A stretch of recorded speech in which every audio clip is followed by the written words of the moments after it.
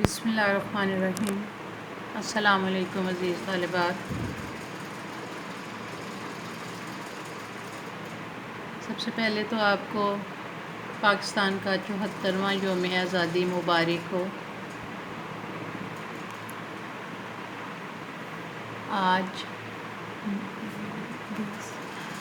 20 اگست 2020 کا سال ہے اور کچھ دن پہلے ہم نے پاکستان کا یوم آزادی قومی جذبے سے منایا۔ پچھلی کلاس میں ہم نے انتخابات 1945 اور 46 کا جائزہ لیا جو کہ ہندوستان میں ہوئے۔ جنگ ختم ہو چکی تھی، برطانیہ میں بھی انتخابات ہو چکے تھے اور لیبر پارٹی برسر اقتدار آ گئی۔ وزیر اعظم لارڈ ایٹلے نے برصغیر کے مستقبل کے لیے سیاسی جماعتوں سے رابطہ کرنے کا فیصلہ کیا اور ایک مشن ہندوستان میں بھیجا جو کہ برطانوی پارلیمنٹ کے ارکان پر مشتمل تھا، جس کو عام طور پہ ہم کیبنٹ مشن پلان یا کابینہ مشن پلان کے نام سے بھی یاد کرتے ہیں۔ یہ 3 برطانوی وزراء پر مشتمل تھا۔ مشن نے ہندوستان آ کر مختلف سیاسی رہنماؤں، گورنروں، صوبوں کے وزیر اعلیٰ سے ملاقات کی، ان کی آراء حاصل کی اور اس کے بعد گورنر جنرل کی رائے بھی لی گئی۔ مذاکرات میں دونوں بڑی جماعتوں کا موقف بالکل واضح تھا۔ مسلم لیگ تقسیم ہند سے کم کسی بات کو ماننے کے لیے تیار نہیں تھی اور کانگریس تقسیم ہند کی شدید مخالف تھی۔ مذاکرات میں تناؤ کی کیفیت رہی۔ مشن کو ہندوستان بھیجتے وقت برطانوی وزیر اعظم نے پارلیمنٹ میں بیان دیا تھا کہ کسی اقلیت کو ویٹو پاور استعمال کرنے کی اجازت نہیں دی جائے گی اور نہ ملکی ترقی کی راہ کو بند کرنے دیا جائے گا، جس سے کانگریس بہت خوش تھی۔ قائد اعظم نے اس بات کو ناپسند کیا اور اس پر تنقید کی۔ قائد اعظم نے مشن کے اراکین سے بات کرتے ہوئے اس بات کا اعادہ کیا کہ برصغیر ایک ملک نہیں اور نہ یہ ایک قوم کا وطن ہے۔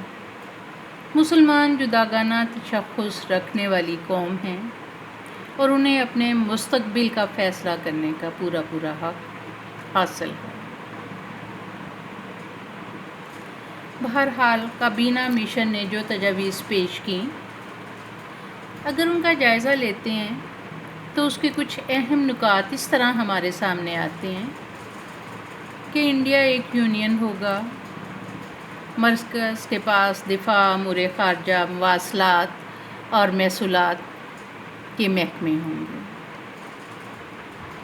صوبائی گروپ تشکیل دیے جائیں گے، 3 صوبوں کے 3 گروپ بنائے جائیں گے، ایک گروپ ہندو اکثریت کے صوبوں کا جس میں بمبے، مدراس، یو پی، اڑیسہ، سی پی اور بہار کا حوالہ تھا، اور گروپ بی اور سی مسلمان اکثریت کے صوبے تھے۔ گروپ بی میں شمال مغرب میں پنجاب، سرحد اور سندھ، اور گروپ سی شمال مشرق میں بنگال اور آسام۔ اس طرح پہلی مرتبہ ایک سہ گانا وفاق کی صورت سامنے آئی۔ آئین ساز اسمبلی تشکیل دی جانی تھی جس کا چناؤ صوبائی اسمبلیوں کے اراکین نے کرنا تھا۔ مرکزی آئین بن جاتا تو پھر صوبے بھی اپنا آئین بنائیں۔ عبوری حکومت فوری طور پر قائم کی جائے گی جس میں بڑی سیاسی جماعتوں کے نمائندے شامل کیے جائیں گے اور تمام وزراء مقامی ہوں گے۔ انگریز کابینہ میں شامل نہیں ہوں گے۔ کابینہ انتظامی امور میں بااختیار ہوگی۔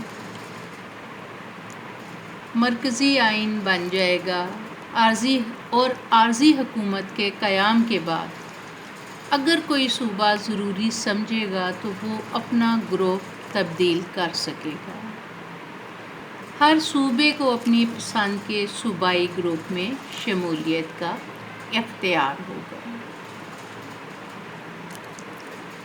صوبوں کے تینوں گروپوں میں سے کوئی ایک یا دو صوبے یونین سے علیحدہ ہونے کا فیصلہ اگر کریں گے تو انہیں اجازت ہوگی، لیکن اس کے لیے 10 سال کا وقت درکار تھا۔ اور اس نقطہ نے گروپ بی اور گروپ سی کے مسلم اکثریتی علاقوں کو حق دے دیا کہ وہ 10 سال کے بعد پاکستان بنا سکیں گے، اور اس طرح از خود تقسیم کا عمل پورا ہو جائے گا۔ البتہ یہ بات واضح کی گئی کہ اگر کوئی سیاسی جماعت کابینہ مشن کی تجاویز کو ناپسند کرتی ہے تو وہ انہیں رد کر سکے گی، لیکن عبوری حکومت میں پھر شامل ہونے کا حق کھو دے گی۔ اب ہم مختلف سیاسی جماعتوں کا رد عمل ان تجاویز کے حوالے سے دیکھیں تو آغاز میں انڈین نیشنل کانگریس بہت خوش تھی اور مسلم لیگ کا رد عمل اس سے مختلف تھا،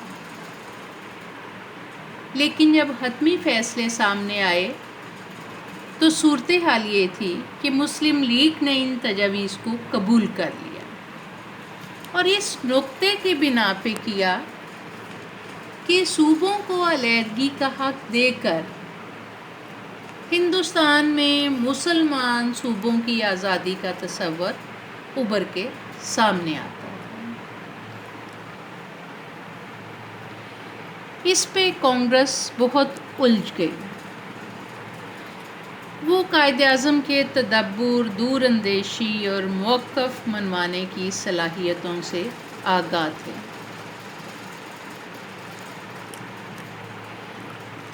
آخر کار مسلم لیگ نے تو تجاویز کو قبول کر لیا، لیکن کانگریس آدھا پلان ماننے پہ راضی ہوئی۔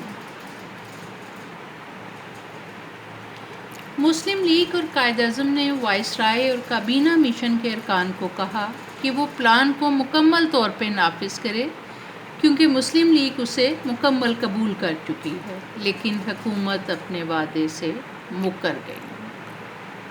وہ کانگریس کے بغیر عبوری حکومت کی تشکیل پر رضامند نہ ہوئی۔ صوبائی گروپوں کی تشکیل کا کام بھی روک دیا گیا۔